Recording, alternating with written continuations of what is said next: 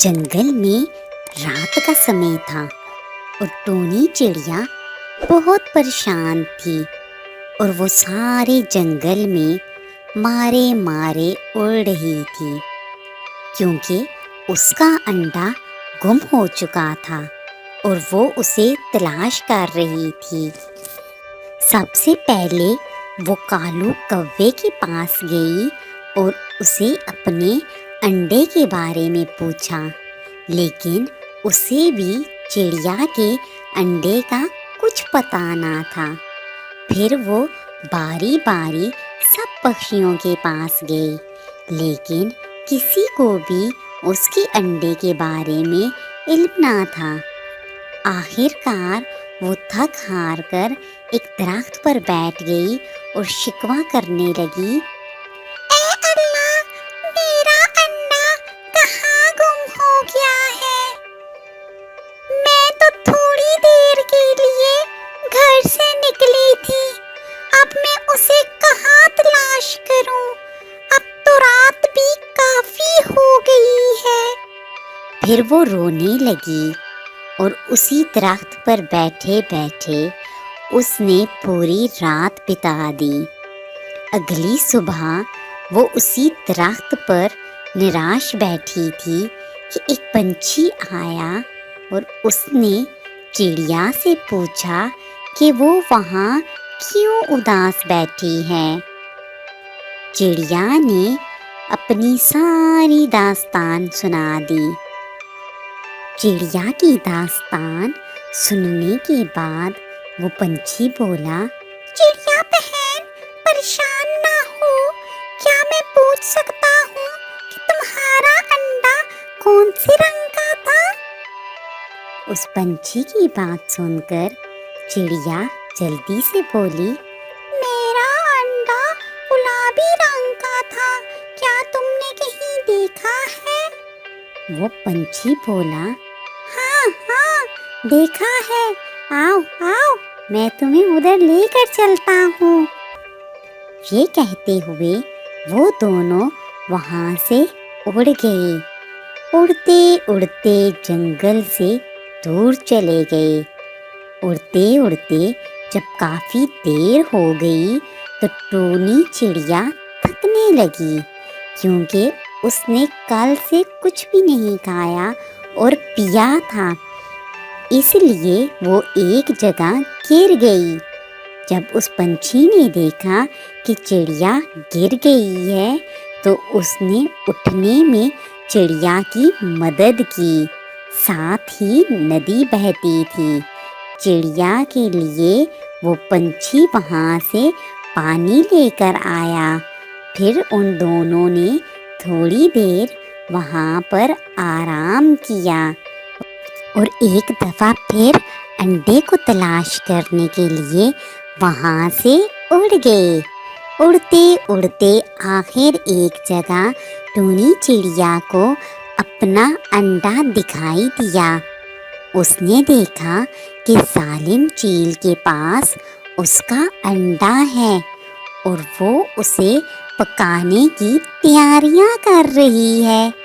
चिड़िया ने अक्लमंदी से काम लिया और सामने दरख्त पर बैठकर अपने अंडे को बहिफाजत वहाँ से निकालने का सोचने लगी।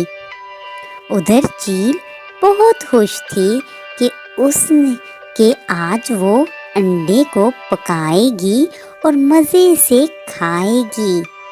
जब चील अंडे को पकाने लगी तो उसने देखा कि उसके पास मसाला नहीं है। वो जल्दी से मसाला लेने के लिए गई। इतने में चिड़िया जल्दी से वहाँ आई और अपने अंडे को उठाया और वहाँ से चल दी। उड़ते उड़ते आखिरकार वो अपने घर आ गई।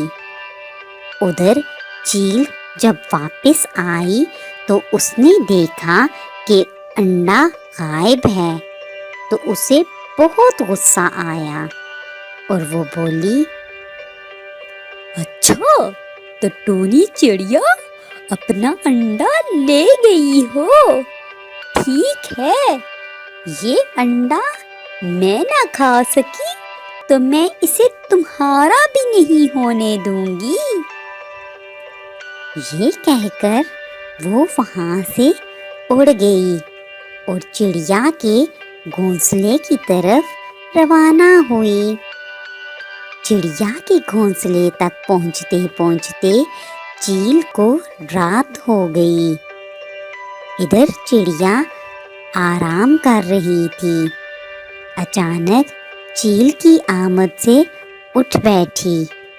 چڑیا نے جب چیل کو دیکھا تو جلدی سے بولی، اے ظالم چیل، میں تمہیں اپنا انڈا ہرگز نہیں دوں گی، اور اگر تمہیں میرا انڈا چاہیے تو پہلے مجھے مارنا ہوگا، کیونکہ میں اپنے جیتے جی اپنا انڈا تمہیں ہرگز نہیں دوں گی۔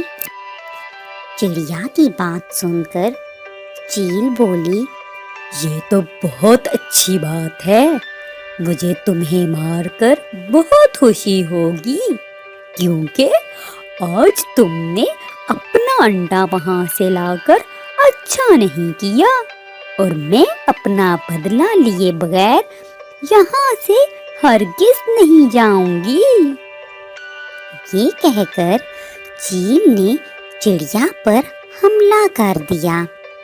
چڑیا کمزور اور بے بس تھی، جبکہ چیل طاقتور۔ چیل نے آرام سے چڑیا کو ختم کر دیا۔ چڑیا کو ختم کرنے کے بعد وہ انڈے کی جانب بڑھی اور اس نے چڑیا کے انڈے کو بھی منٹوں میں کھا لیا۔ چڑیا اور اس کے انڈے کھانے کے بعد چیل بہت خوش تھی۔